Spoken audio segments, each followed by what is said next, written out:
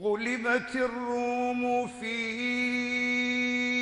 أدنى الأرض وهم من بعد غلبهم سيغلبون في بضع سنين.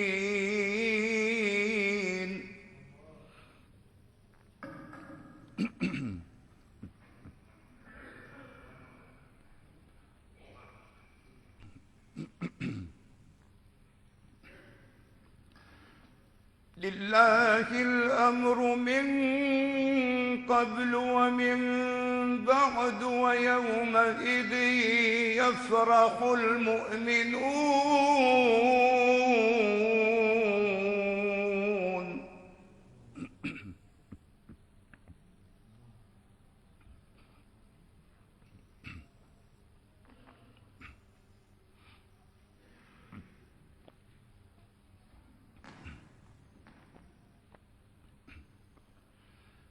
ويومئذ يفرح المؤمنون بنصر الله ينصر من يشاء وهو العزيز الرحيم.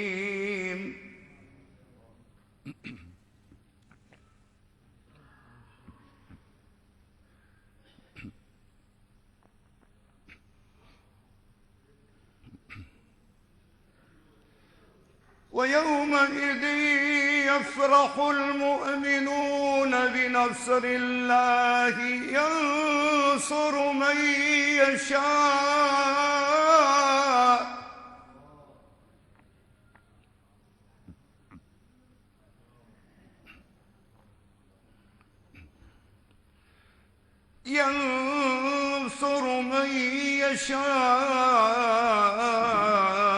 وهو العزيز الرحيم.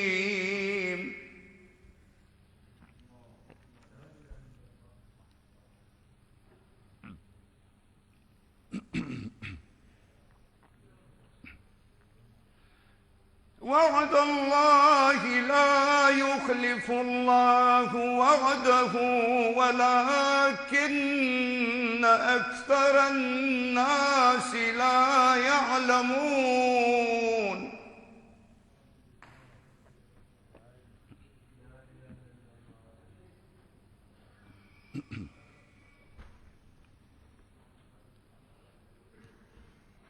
وعد الله لا يخلف الله وعده ولكن أكثر الناس لا يعلمون.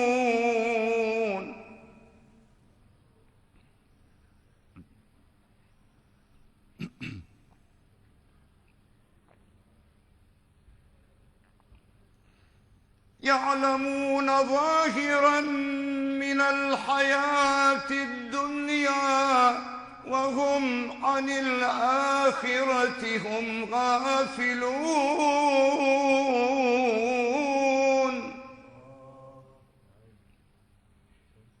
عافيك.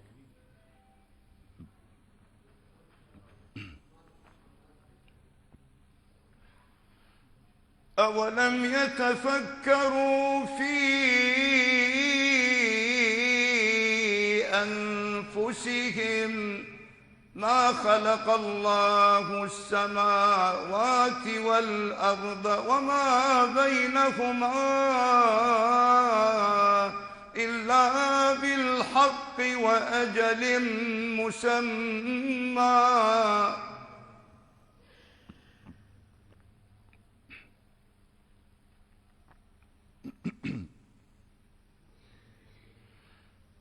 وإن كثيرا من الناس بلقاء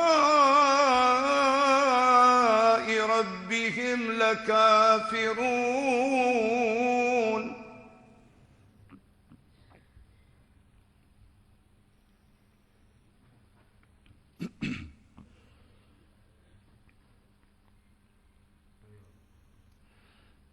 أولم يسيروا في الأرض فينظروا كيف كان عاقبة الذين من قبلهم كانوا أشد منهم قوة وأثاروا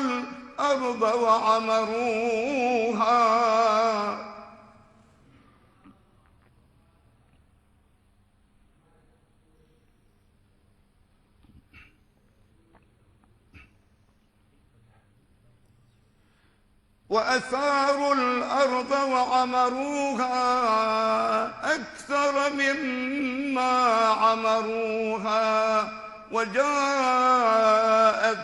رسلهم بالبينات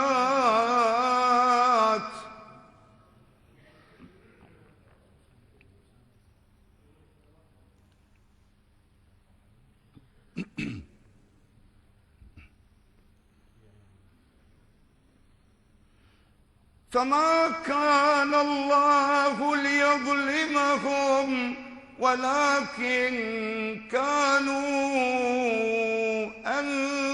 أنفسهم يظلمون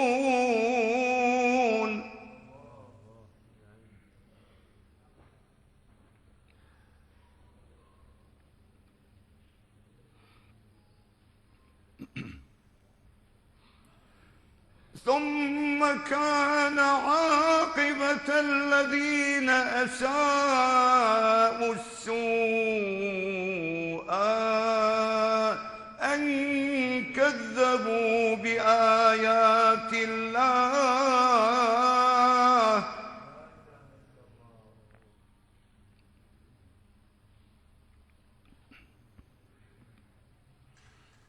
أن كذبوا بآيات الله وكانوا بها يستهزئون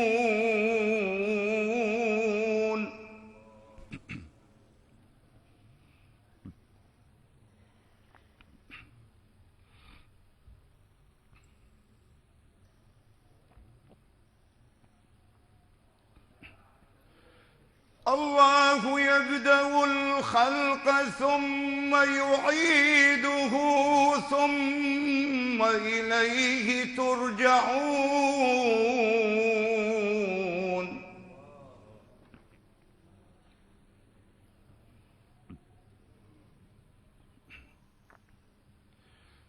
ويوم تقوم الساعة يبلس المجرمون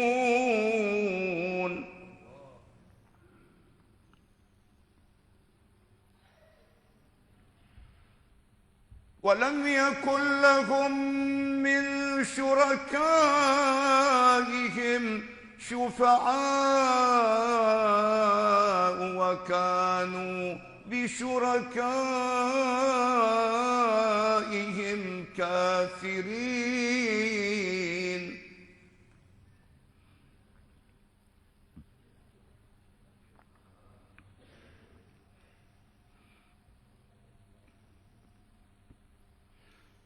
ويوم تقوم الساعة يومئذ يتفرقون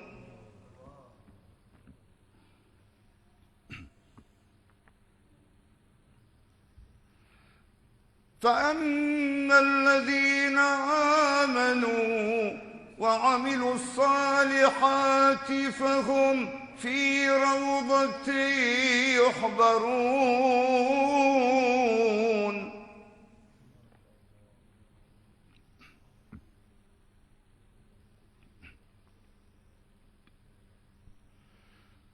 وأما الذين كفروا وكذبوا بآياتنا ولقاء الآخرة فأولئك في العذاب محضرون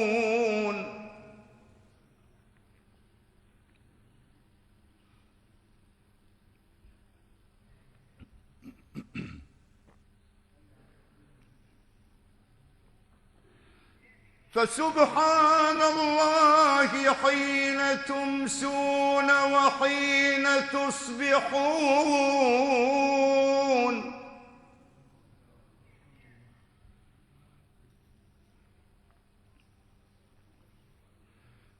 وله الحمد في السماوات والأرض وعشيا وحين تظهرون.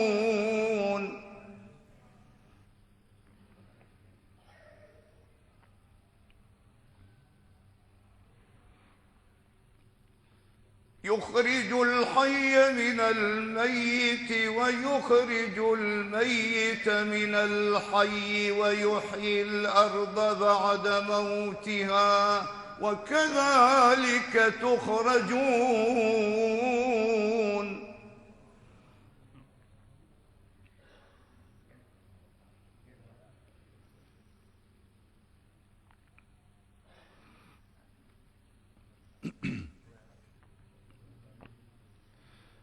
ومن آياته أن خلقكم من تراب ثم إذا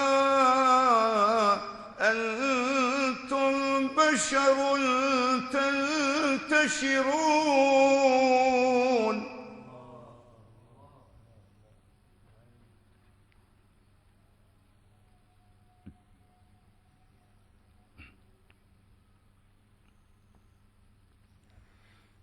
ومن آياته أن خلق لكم من أنفسكم أزواجا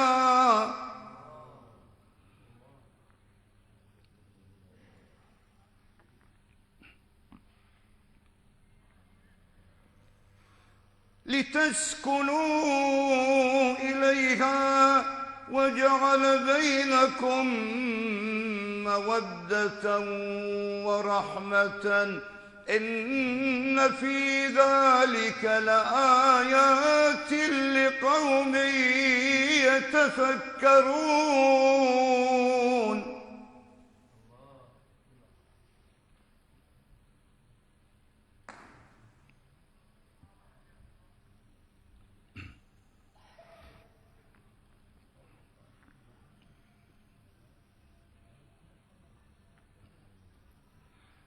ومن آياته خلق السماوات والأرض واختلاف ألسنتكم وألوانكم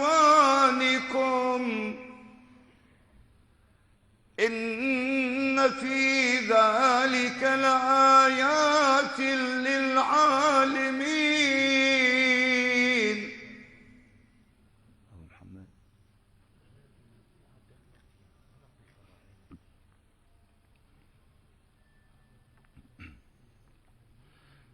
ومن آياته منامكم بالليل والنهار وابتغاؤكم من فضله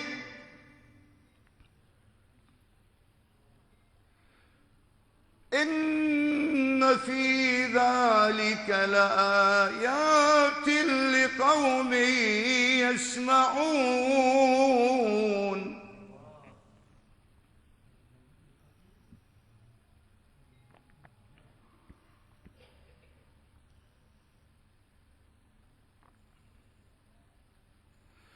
ومن آياته يريكم البرق خوفا وطمعا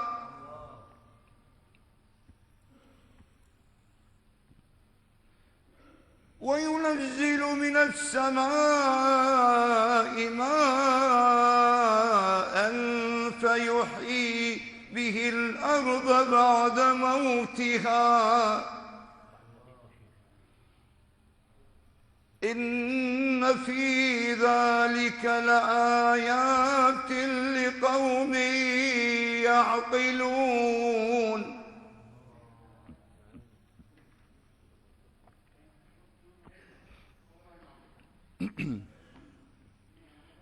ومن آياته أن تقوم السماء والأرض بأمره ثم إذا دعاكم دعوة من الأرض إذا أنتم تخرجون وله من في السماوات والأرض كل له قانتون. صدق الله العظيم. الفاتحة.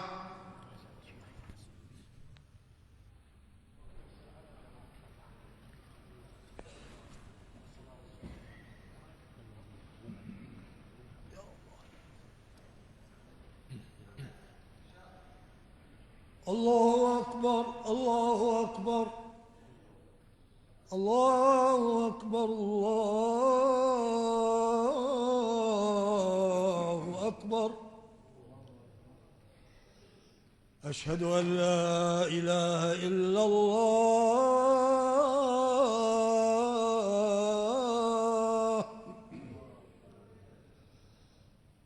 أشهد أن لا إله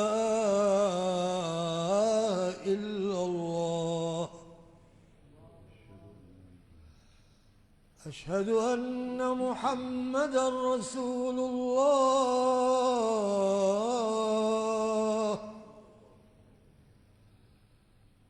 أشهد أن محمدًا رسول الله.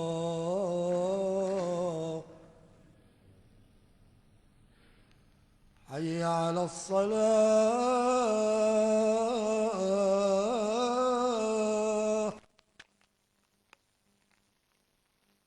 حي على الصلاة.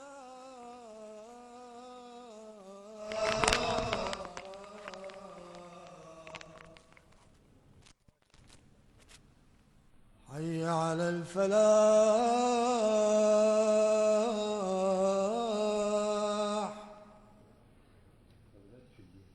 حي على الفلاح.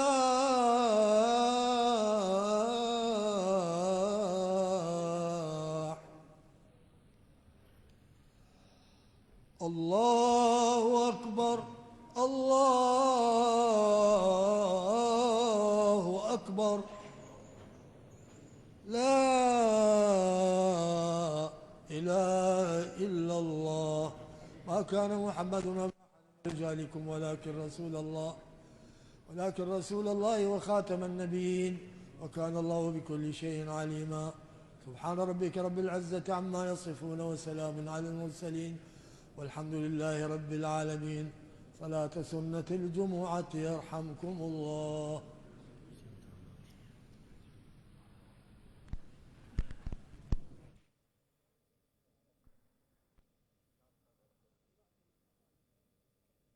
إلهنا تقبل منا صلاتنا ودعاءنا وصالح أعمالنا، واجعلنا من عبادك الذين ترضى عنهم في الدنيا وتجزيهم في الآخرة خير الجزاء، وأن نكون ممن قلت عنهم في كتابك الكريم: وسيق الذين اتقوا ربهم إلى الجنة زمرا. واحشرنا إلهنا في جنات النعيم مع نبيك الكريم والشهداء والصالحين من عبادك برحمتك وعفوك ورضاك يا أرحم الراحمين. ربنا لا تزغ قلوبنا بعد إذ هديتنا، وهب لنا من لدنك رحمة إنك أنت الوهاب. ربنا آتنا في الدنيا حسنة وفي الآخرة حسنة وقنا عذاب النار. رب هب لي حكما وألحقني بالصالحين، واجعل لي لسان صدق في الآخرين، واجعلني من ورثة جنة النعيم. رب اغفر لي ولوالدي وللمؤمنين يوم يقوم الحساب.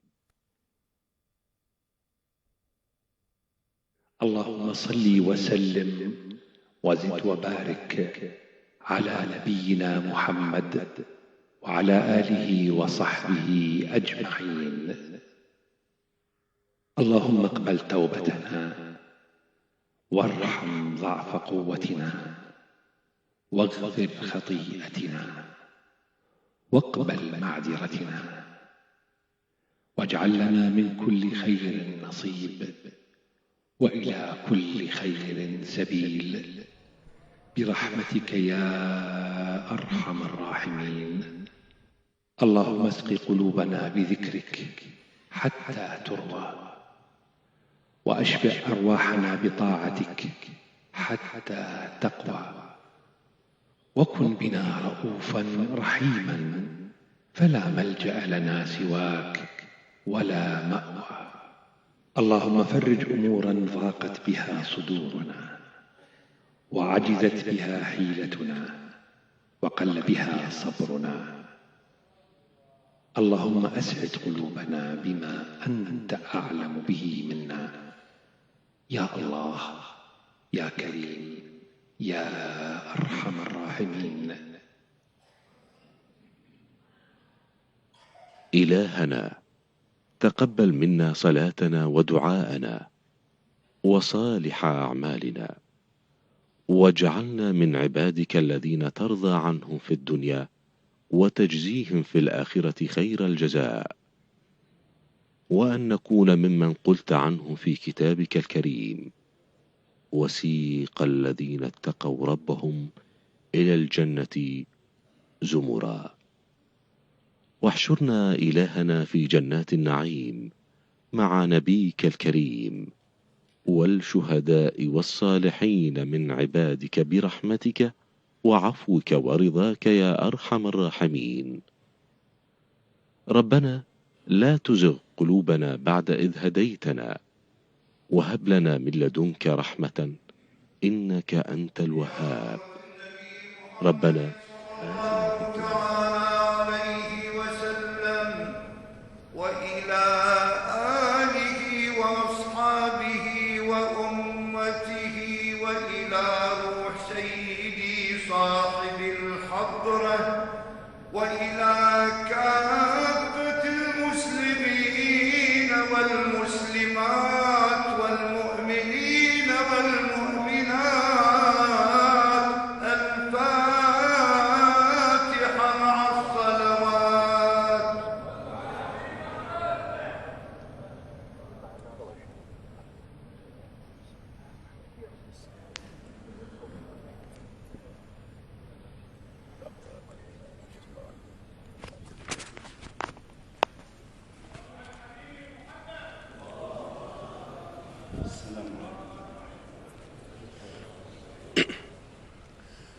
الله أكبر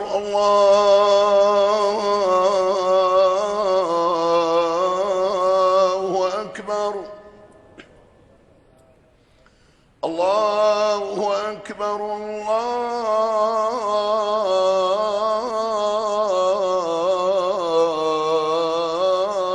الله أكبر. أشهد أن لا إله إلا الله.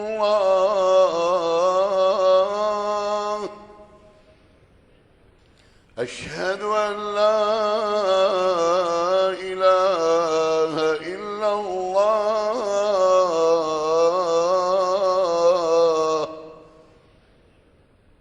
أشهد أن محمدًا رسول الله.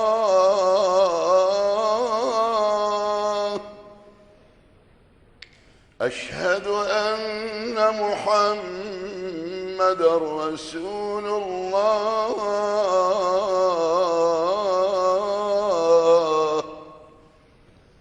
حي على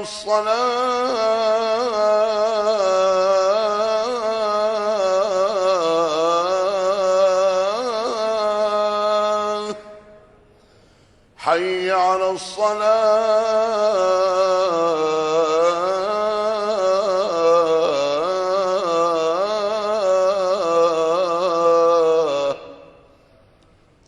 حي على الفلاح.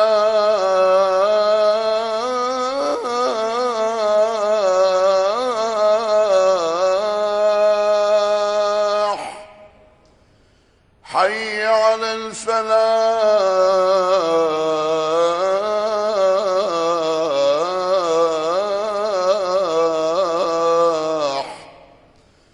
الله أكبر الله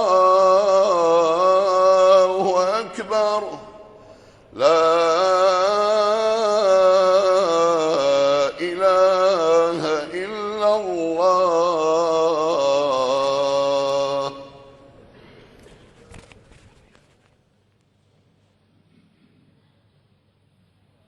الحمد لله رب العالمين.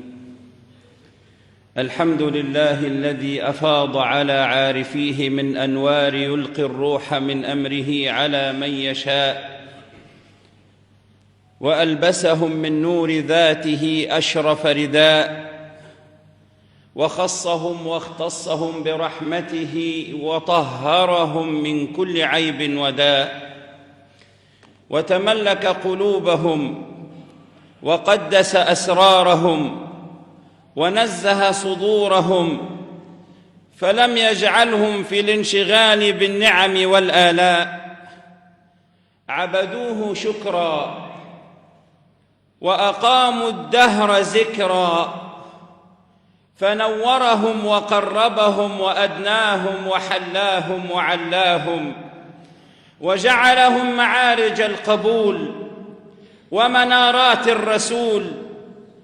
الحمد لله رب العالمين الذي خلقني فهو يهدين، والذي هو يطعمني ويسقين، وإذا مرضت فهو يشفين، والذي يميتني ثم يحيين، والذي أطمع أن يغفر لي خطيئتي يوم الدين.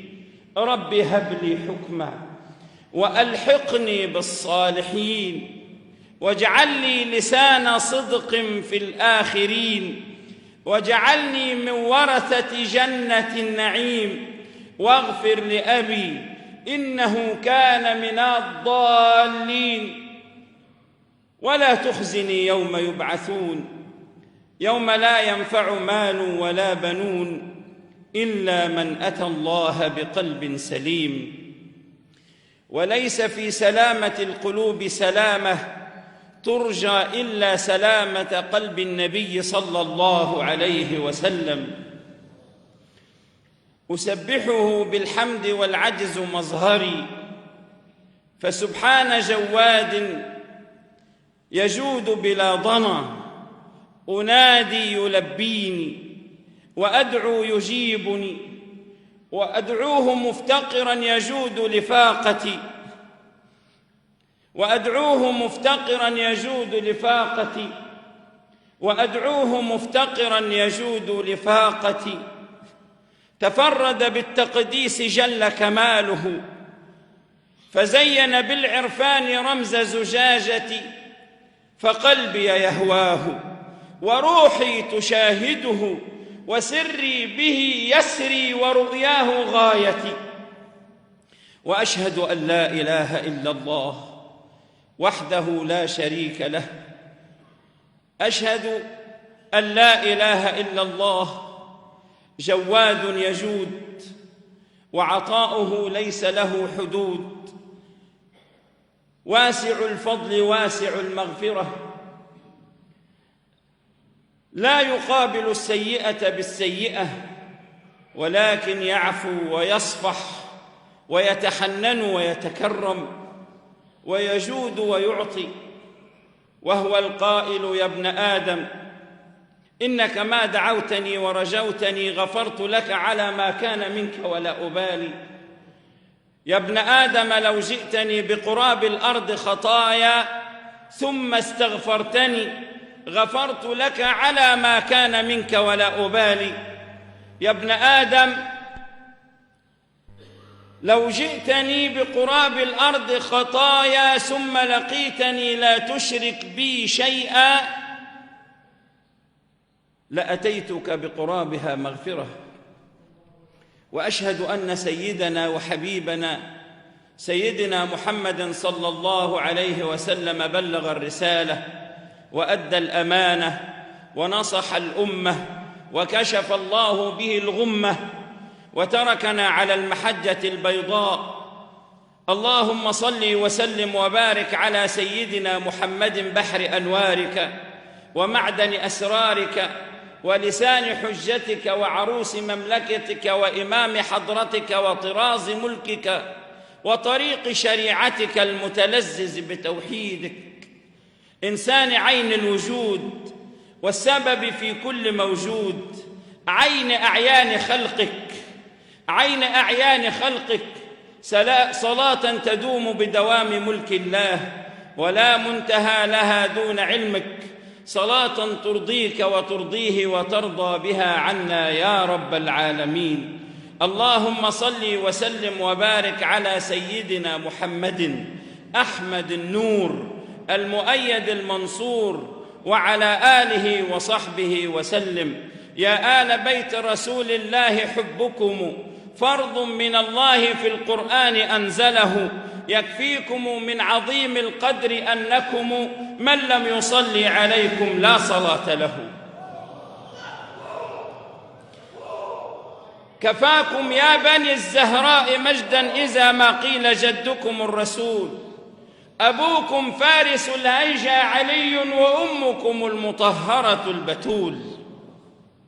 وحبي لأهل البيت حال محقق كما جاء في الشورى ولست أبالي، وقدوتي الصديق في حب عترة وإمامي الفاروق في إقبالي، فما ضاعت الأجيال إلا ببعدها عن آل طه رفعة وتعالي، فهيا بنا لعفافهم لكمالهم ولطهرهم، وسطية بالحب لا نعدو ولسنا نغالي. هيا بنا لكمالهم لعفافهم ولطهرهم، وسطية بالحب لا نعدو ولسنا نغالي. ثم الرضا عن أبي بكر وعن عمر وعن علي وعن عثمان ذي الكرم والآل والصحب ثم التابعين، فهم أهل التقى والنقى والحلم والكرم. ثم أما بعد، فإننا نعيش في ذكريات مباركة، ذكريات الإسراء والمعراج. هذه الذكرى المباركة التي أراد الله بها أن يثبت قدرة الديان، وأن يثبت للعالمين قدرته على أن يعرج ويسري بالإنسان من مكان إلى مكان. ثم أراد الله أن يثبت أنه يستطيع أن يطوي للإنسان الأكوان.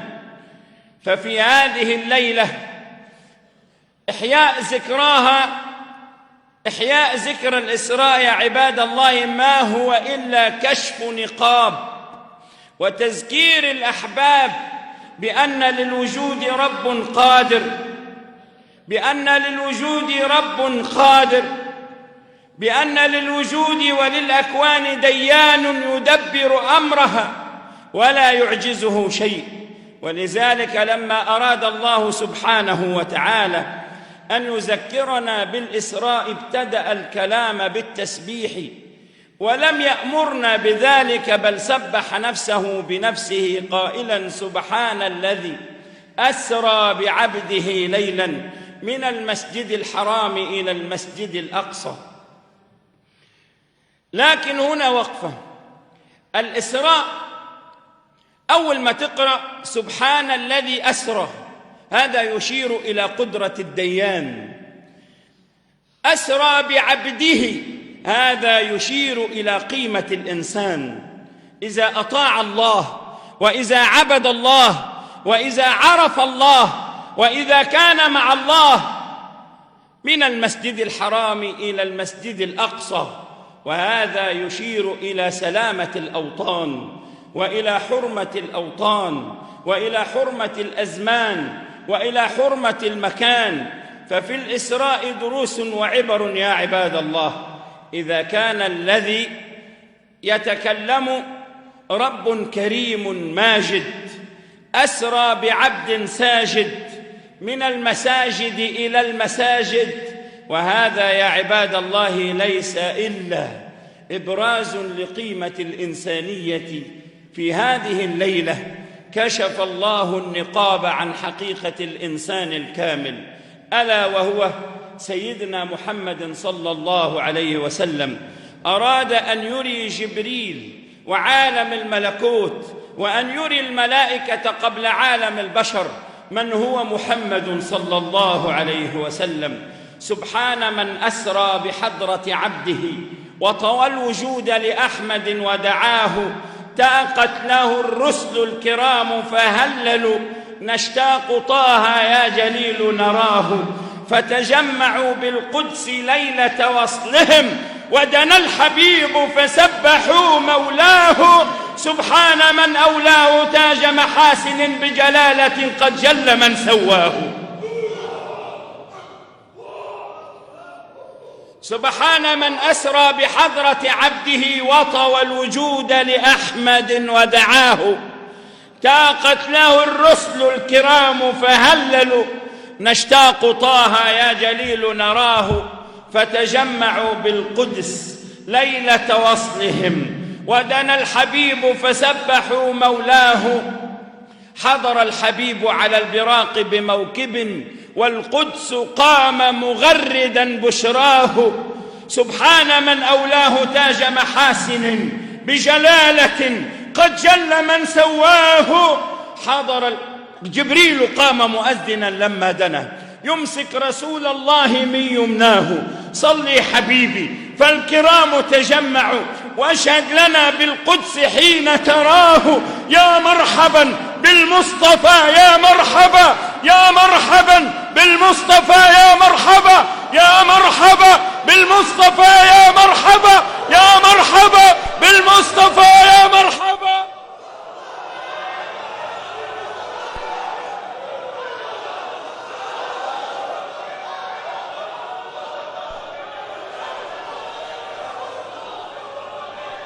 يا مرحبا بالمصطفى يا مرحبا، يا مرحبا بالمصطفى يا مرحبا. شرفت كوكبنا وراق علاه، يا مرحبا بالمصطفى يا مرحبا. شرفت كوكبنا وراق علاه، ودنا الحبيب من الحبيب بحضرة قدسية، أوحى إليه الله ما أوحاه. ودنا الحبيب من الحبيب بحضرة قدسية صمدية علوية يسمو بها معناه. ودنا الحبيب من الحبيب بحضرة قدسية أوحى إليه الله ما أوحاه. داس البساط وراح يخلع نعله، سمع التحية من لدن مولاه. صلي حبيبي دس يا حبيبي، دس البساط ولا تخف، واشهد جمال الفرد في مجلاه. قارنت بين من التقى وقت ارتقى، والطور خر من سنى مجلاه. فعلمت أن نبينا مزمل بشمائل قدسية صمدية يسمو بها معناه. إن الإسراء يا عباد الله ما هو إلا كشف نقاب عن حقيقة العبودية، ليعلم الإنسان أنه أكبر من هذا الوجود إذا أطاع الودود، وأنه أكبر من الكون من حيث الروحانية، وأنه أصغر ما في الكون إن أطاع الطينة الأرضية. يا عباد الله، إننا ونحن نعيش ذكريات الإسراء والمعراج نجدد عهد العبودية، نجدد عهد الإنسانية، نجدد عهد الوطنية. ما اجتمعت الأنبياء في بيت المقدس يا عباد الله يصلون خلف النبي إلا ليثبت لنا الله حقيقة أننا لابد أن نتعلم كيف نتخلى عن العنصريات ونقف جميعا صفا واحدا خلف رسول الله صلى الله عليه وسلم في مشهد إن أطلقت له عنان الروح وإن شهدته بفتوح رأيته صلى الله عليه وسلم يقف بالأنبياء متوجها إلى الله إماما، وكلهم في طي الانطواء والاتباع خلفه صلى الله عليه وسلم، ليتعلم المتحزبون والمتفرقون أن النصر والفتح لا يكون إلا بعد الوقوف خلف رسول الله صلى الله عليه وسلم.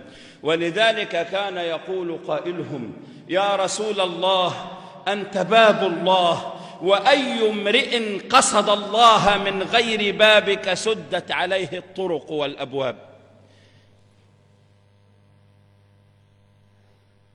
يا محمد، يا حبيب الله، يا نبي الله، يا رسول الله، من قصد الله من غير بابك سدت عليه الطرق والأبواب، فأنت نور الله، وأنت سر الله، وأنت عبد الله، وأنت باب الله، وأنت غياث الله إلى خلق الله، يا سيدي يا رسول الله. يا عباد الله، نحن جميعا لابد ونحن نقرأ سيرة الإسراء والمعراج أن نتعلم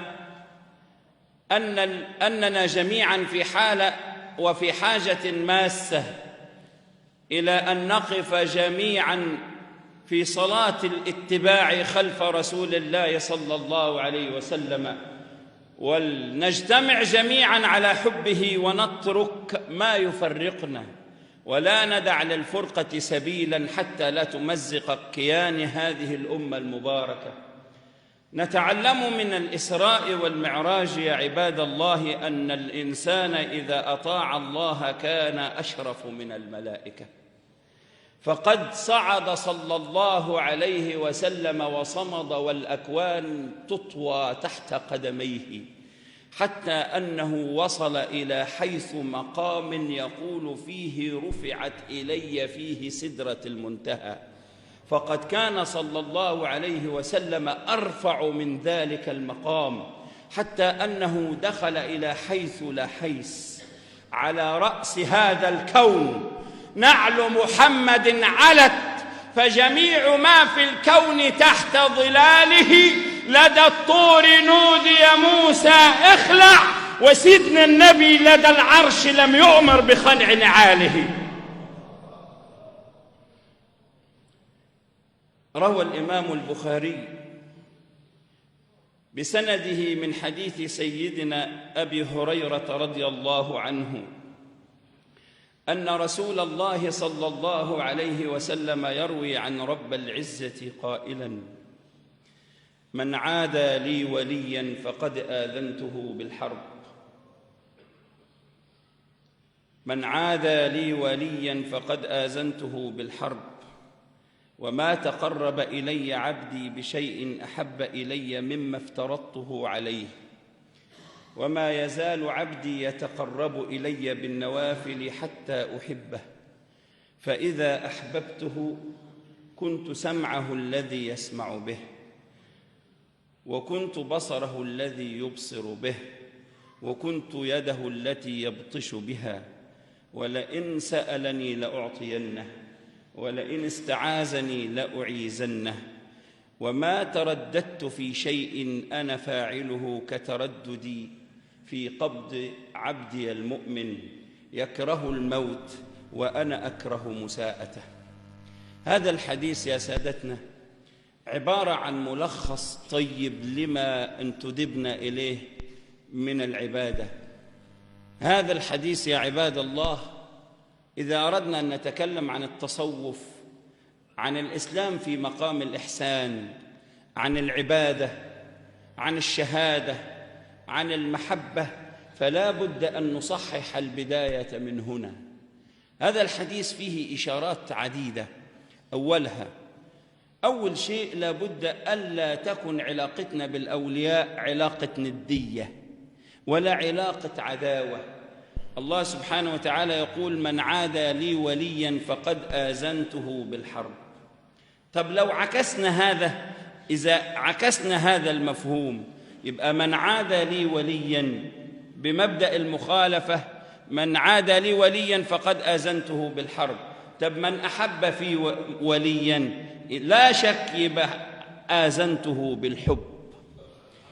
ليعلم القارئ أن العبادة يجبر كسرها الحب، وأن الحب إن خلت منه العبادة لا تجبر. ليعلم الإنسان أن آدم عليه السلام عصى مع الحب،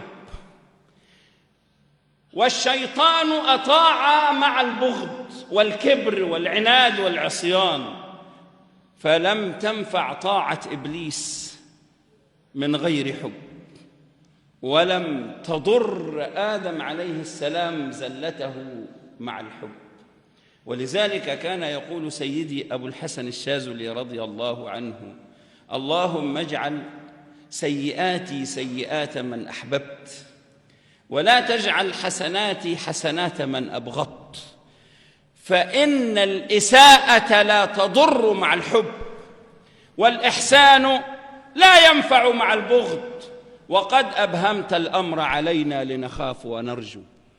فيا عباد الله، علينا بالتمسك بأزيال الصالحين وسير الصالحين وقصص المقربين بوسطية لا نشطح فيها فنرفع العبد إلى رتبة الرب، ولا نعدو على أولياء الله فننكر عليهم كرامة الوصل والقرب.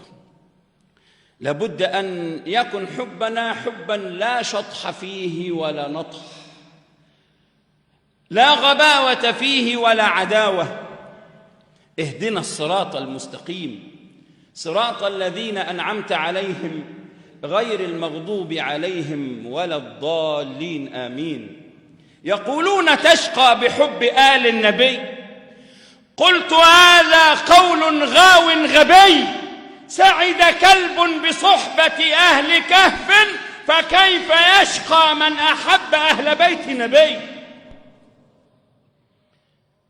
يبقى من عاد لي وليا فقد آذنته بالحرب. وطبعا محدش يقدر على حرب ربنا. طب عايزين نعرف مين هم أولياء الله، مين هم الأولياء اللي احنا وجب علينا حبهم ونحاذر من عداوتهم. الحديث نفسه بيشرح مين هم أولياء الله حتى لا تدعي الولاية نفوس المرضى. يقول: وما تقرب إلي عبدي بشيء أحب إلي مما افترضته عليه. يعني لما نلاقي والي بيقولوا الراجل ده ولي، وإن الراجل ده له كرامات، وما بيصليش ويخالف، يترك الصلوات ويبتدع، هذا يكون ولي؟ هذا لا يكون ولي، لأنه من مظاهر الولاية الحرص على الصلوات الخمس. يقول سيدنا أحمد بن عطاء الله السكندري: إذا رأيتم النفس تنشط عند فضائل الأعمال وتتكاسل عند أداء فرائضها فاعلم أن هناك هوى متبع. وما تقرب إلي عبدي بشيء أحب إلي مما افترضته عليه. يبقى أول خطوة، وإحنا بنتكلم عن الإسراء والمعراج، وفي الإسراء والمعراج فرضت الصلاة على هذه الأمة، فكانت معراج هذه الأمة. النبي عليه الصلاة والسلام قال: جعلت قرة عيني في الصلاة. كان صلى الله عليه وسلم إذا حزبه أمر هرع إلى الصلاة. الصلاة يا عباد الله، حتى لا تنفلت الأمور وندعي الولاية يا عباد الله. الفرض يا عباد الله، الشرع يا عباد الله. يقول سيدي عبد القادر الجيلاني رضي الله عنه: كل حقيقة بغير شريعة فهي زندقة. كل حقيقة، أي واحد يدعي الحقيقة لابد أن يجيب لنا شاهدين من عدل، من كتاب الله ومن أفعال النبي صلى الله عليه وسلم. ما جابش شاهدين عدل لا ننكر عليه لكن لا نتبعه، لا يكون قدوة في أمة المسلمين. وما تقرب إليه، يبقى الولاية تبدأ من إيه؟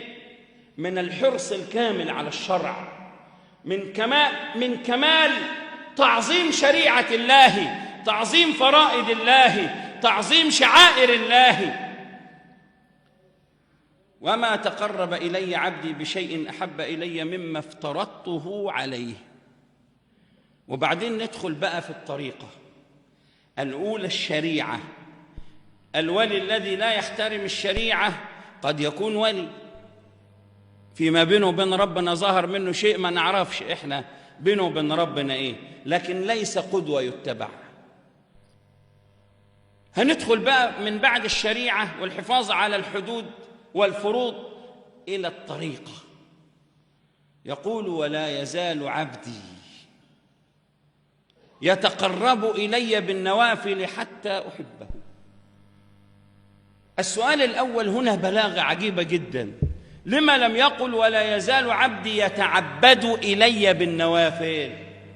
هنا بقى الحب، ما قالش ولا يزال عبدي يتعبد إلي بالنوافل، إنما قال ولا يزال عبدي يتقرب. والتقرب غير التعبد. التعبد يكون إما لدفع عقاب أو لنيل ثواب، عبادة تجار يعني بالبلد كده. إنما التقرب لا يكن إلا لنيل القرب من المحبوب. فالتقرب دليل على عبادة ممزوجة بالحب. أما التعبد، ولذلك يقول قائلهم: أنت المراد كذا المريد ومقصدي، وشهود وجهك غايتي ومرادي. أنا ما قصدت من الجنان نعيمها إلا لأشهد نور وجه بادي. وجه المليك إذا تجلى حسنه سكرت به روحي وطاب فؤادي. أنا ما قصدت من الجنان نعيمها. العبد على التحقيق، المؤمن الحقيقي، الإيمان أدنى مراتبه التسليم والصبر، وأعلى معارج مراقيه الود والشكر. فالإيمان في أقوى مقاماته يا عباد الله هو أن العبد يعبد الله شكرا، مودة، محبة، رغبة في القرب من الله سبحانه وتعالى. ما قال اسجد واعبد، إنما قال اسجد واقترب. ولذلك يقول لك بقى وما يزال عبدي يتقرب إلي بالنوافل.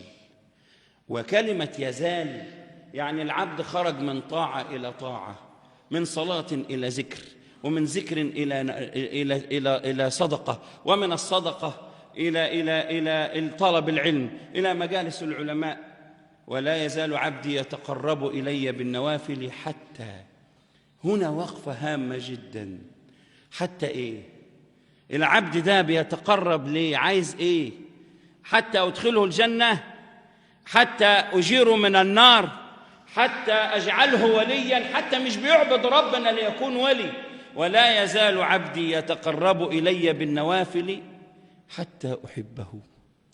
وكأن الله سبحانه وتعالى يريد أن يقول أن هؤلاء قوم نعم لا جنة الخلد قصدهم ولا الرفرف الأعلى ولا الرضوان، قوم قصدهم ومرادهم الله ظاهرا لا قصدهم حور ولا ولدان.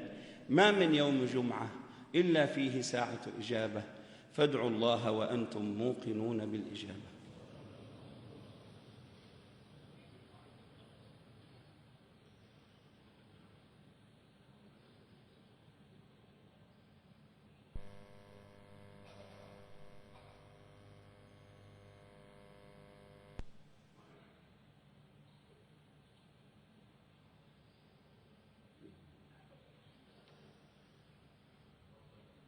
الحمد لله رب العالمين.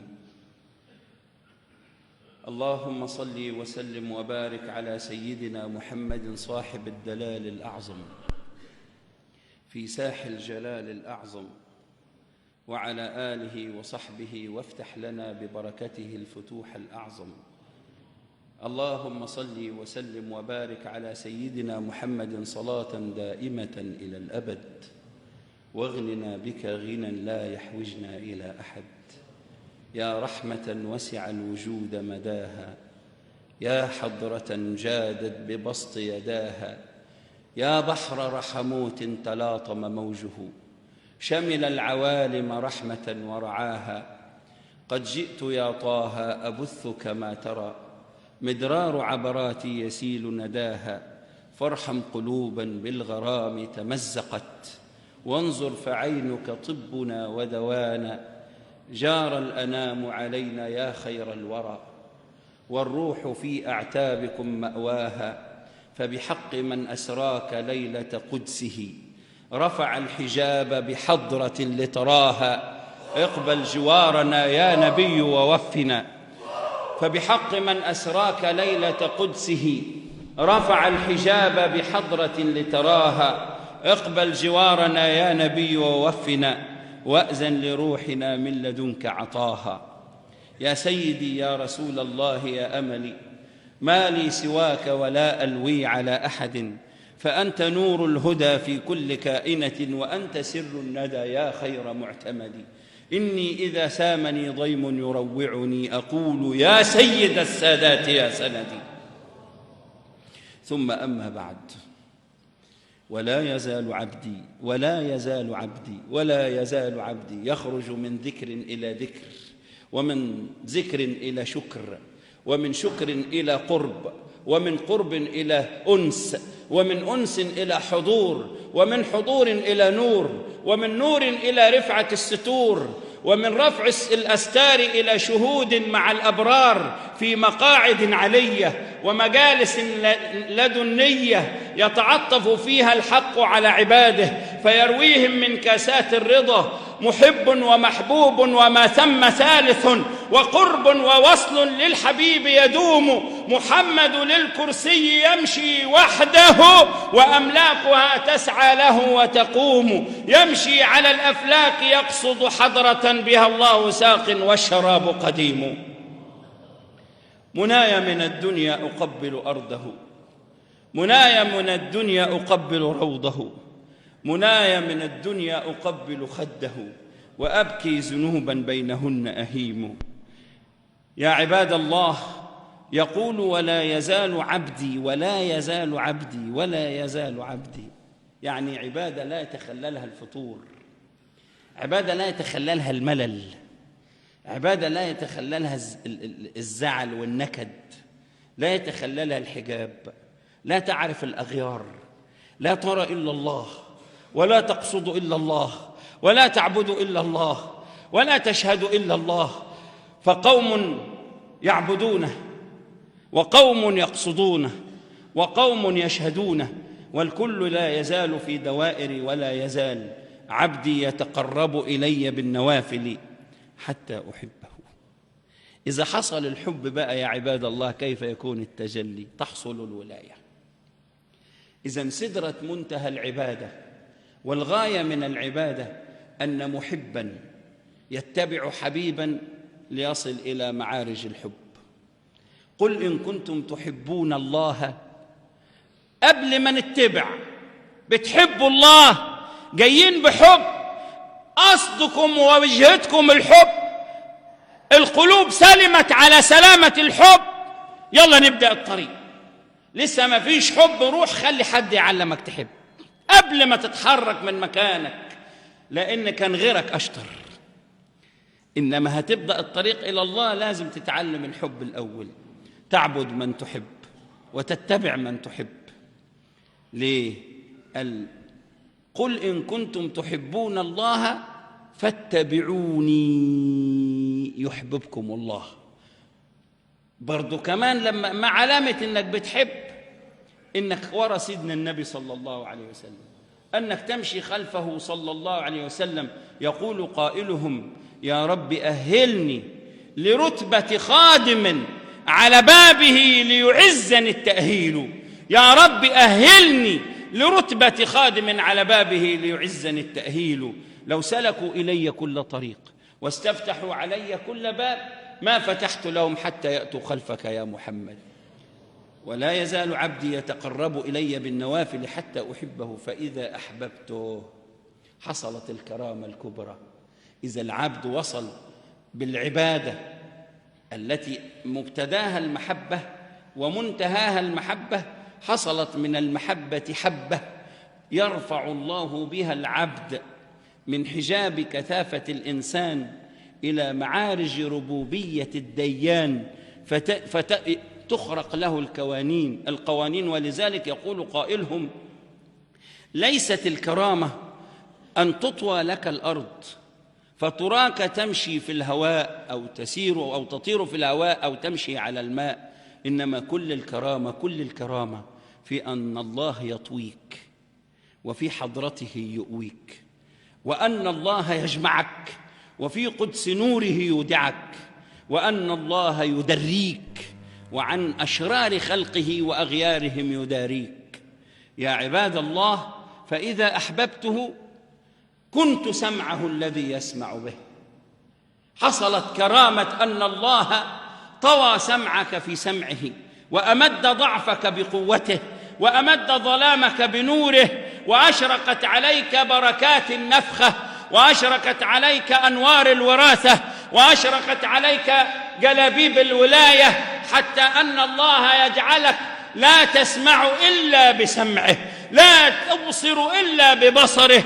الله سبحانه وتعالى من كرائم الكرامة عليك أن الله سبحانه يبدل سمعك بسمعه، يبدل بصرك ببصره، يبدل وصفك بوصفه، يبدل نعتك بنعته.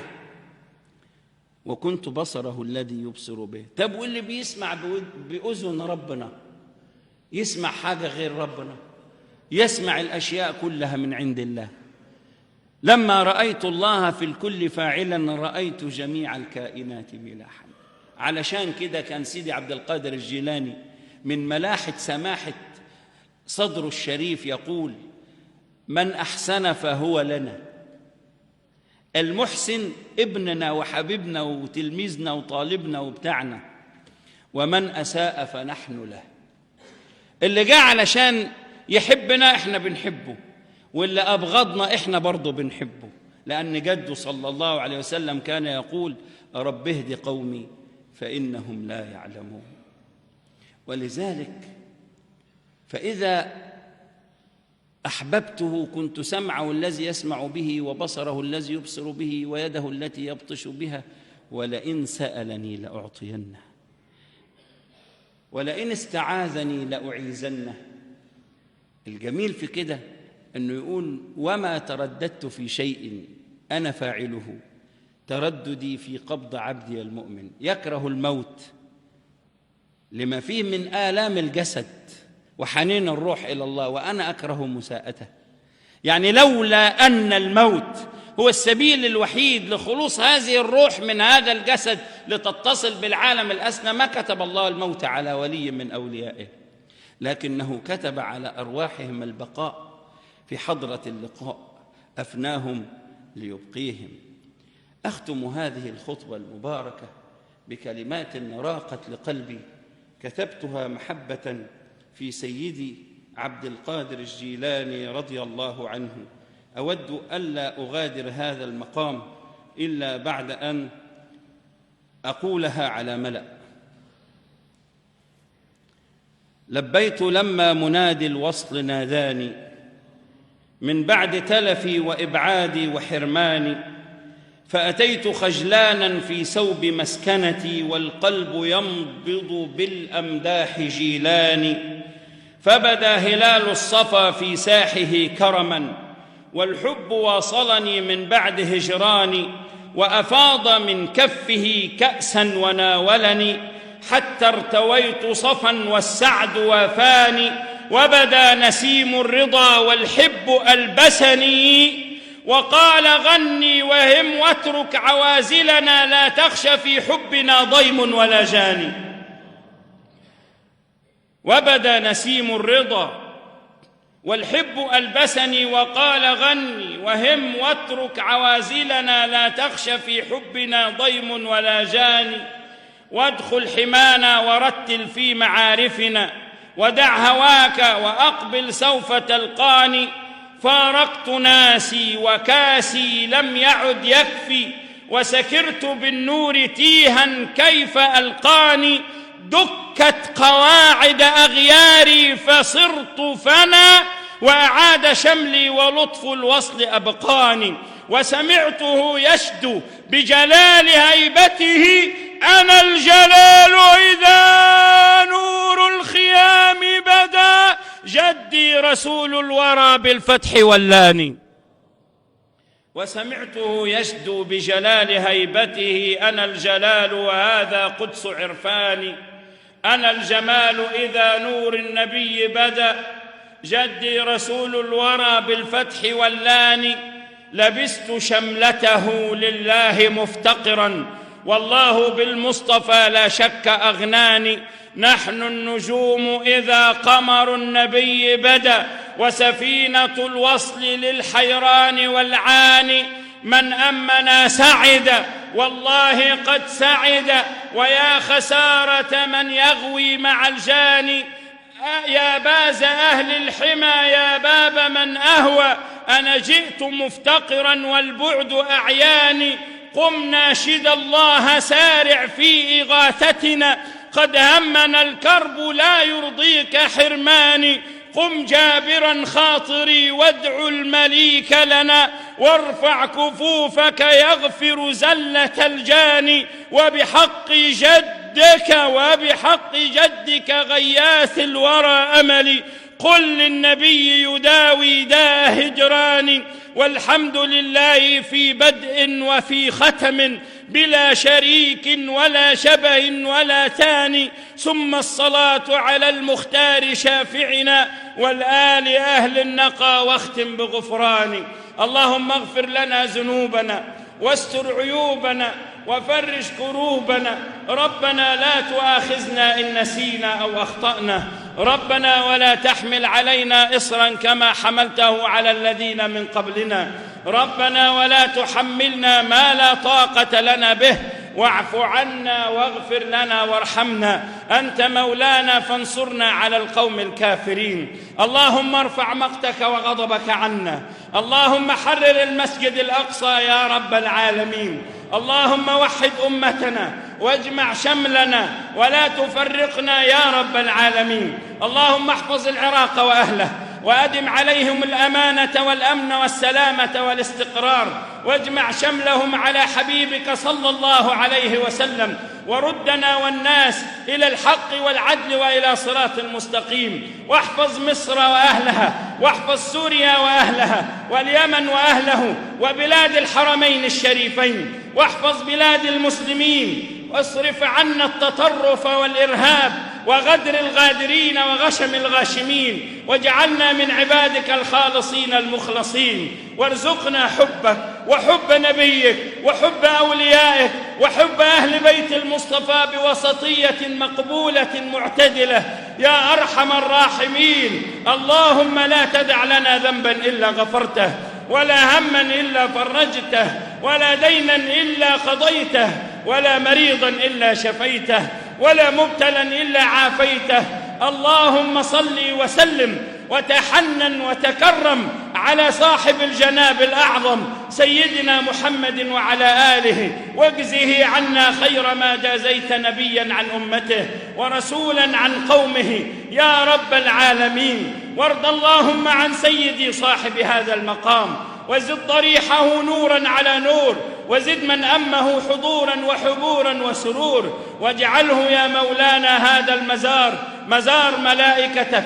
اللهم عمر هذه الديار بالعلماء وأنفاس الصلحاء يا رب العالمين، واجعل العراق في خير وبركة، واجعل بلاد المسلمين في نور الحبيب، واجمعهم على كلمة سواء. اللهم ارزقنا صلاة في المسجد الأقصى، اللهم ارزقنا صلاة في المسجد الأقصى. اللهم يا رب، اللهم تقبل شهداءنا وشهداء فلسطين. اللهم حرر فلسطين. اللهم انصر إخواننا في فلسطين. اللهم انصرهم نصرا عزيزا مؤزرا. اللهم أرسل طيرا أبابيل على من اعتدى على مقدساتنا يا رب العالمين. اللهم أرنا فيهم يوما أسودا كيوم عاد وثمود. اللهم يا رب إذن لشرعك أن يحكم الأرض وأن يسود يا ذا الجلال والإكرام. اللهم أعز أوليائك وطلبة العلم والصالحين واجعلنا من عبادك المخلصين. اللهم هبنا لطيفة من أنوار عفوك قبل أن نغادر هذا المقام. سألناك يا مولانا بكامل الافتقار إليك ألا تردنا خائبين. اشتهر بين البرايا عنا حبك، فلا تؤاخذنا حتى يقول من لا يعرفك أنك تعذب من أحبك.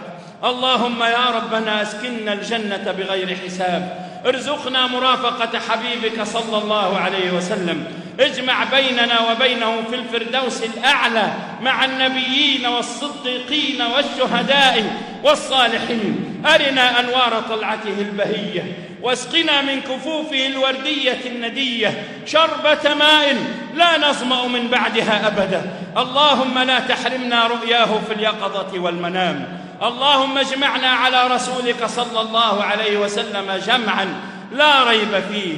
اللهم اجعلنا من العاملين بكتابك وسنة نبيك صلى الله عليه وسلم. اللهم يا ربنا هذا الدعاء ومنك الإجابة، وهذا الجهد عليك التكلان، وما كان لمثلي أن يقف في هذا الموقف لولا أننا ندبنا إلى موقف لسنا له أهل. اللهم اغفر لنا إن كان فيما قلنا خطأ أو نسيان، فهذا حالنا لا يخفى عليك وذلنا ظاهر بين يديك. منك يا ربنا نطلب العفو، ومنك يا ربنا نطلب المغفرة، وبك يا إلهنا نستجير. اللهم يا رب العالمين انقطعت آمالنا وعزتك إلا منك، وخاب رجاؤنا وحقك إلا فيك. إن أبطأت غارة الأرحام وابتعدت فأقرب الشيء منها غارة الله. يا غارة الله جد السير مسرعة في حل عقدتنا يا غارة الله. يا غارة الله جد السير مسرعة في نصر أمتنا يا غارة الله. يا غارة الله جد السير مسرعة في وحدة أمتنا يا غارة الله. عادت العادون وجاروا ورجونا الله مجيرا، وكفى بالله وليا وكفى بالله نصيرا. عادت العادون وجاروا ورجونا الله مجيرا، وكفى بالله وليا وكفى بالله نصيرا. وحسبنا الله ونعم الوكيل، ولا حول ولا قوة إلا بالله العلي العظيم. والحمد لله رب العالمين. أقول قولي هذا وأستغفر الله لي ولكم، وأقم الصلاة.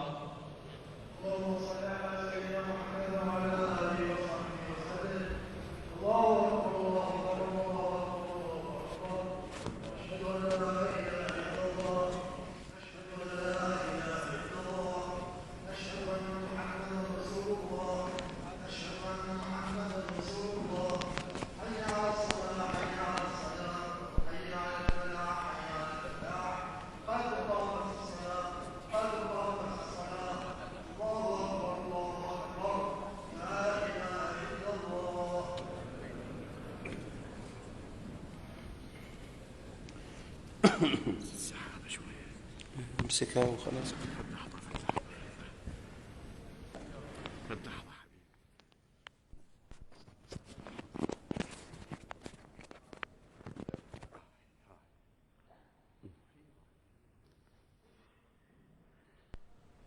استووا. الله أكبر.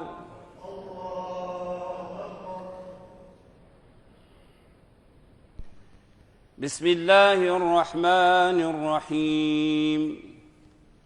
الحمد لله رب العالمين، الرحمن الرحيم، مالك يوم الدين. إياك نعبد وإياك نستعين، اهدنا الصراط المستقيم، صراط الذين أنعمت عليهم غير المغضوب عليهم ولا الضالين. آمين.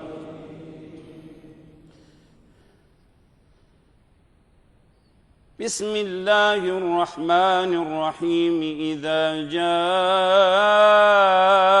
نصر الله والفتح ورأيت الناس يدخلون في دين الله أفواجا فسبح بحمد ربك واستغفره إنه كان توابا. الله أكبر.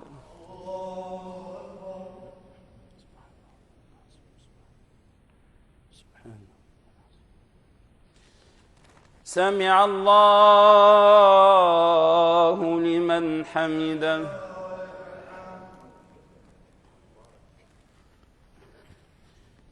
الله أكبر.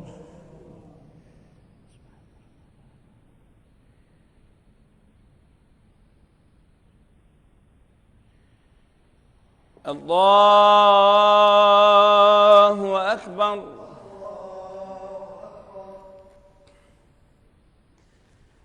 الله أكبر.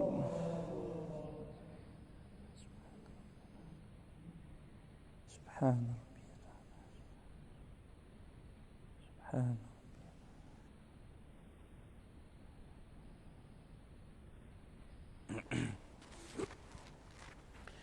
الله أكبر.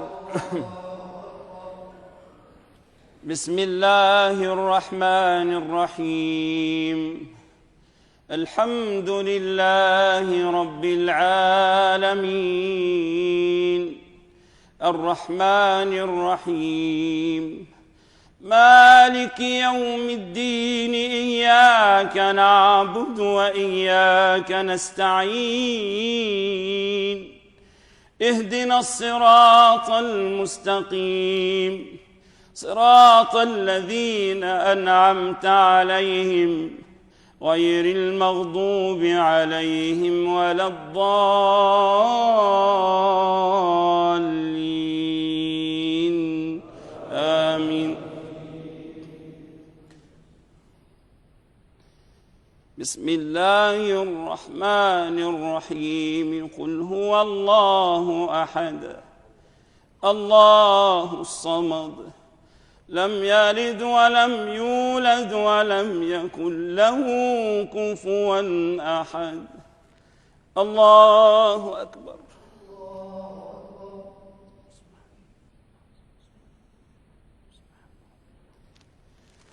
سمع الله لمن حمده. الله أكبر.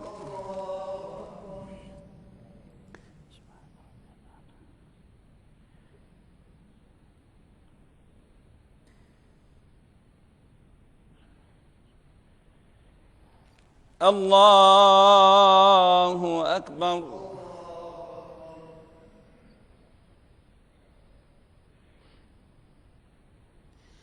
الله أكبر.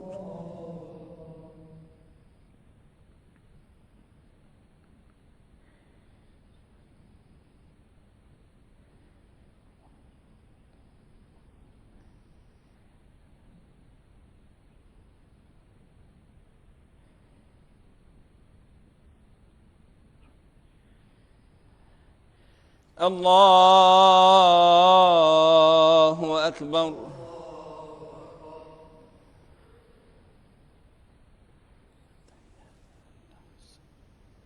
طيبات السلام عليك. السلام علينا. أشهد أن لا إله إلا الله وحده لا شريك له وأشهد أن سيدنا عبد الله ورسوله. اللهم صل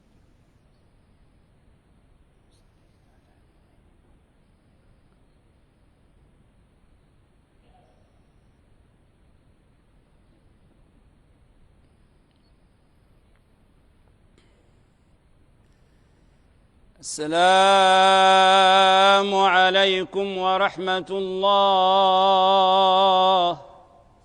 السلام عليكم ورحمة الله.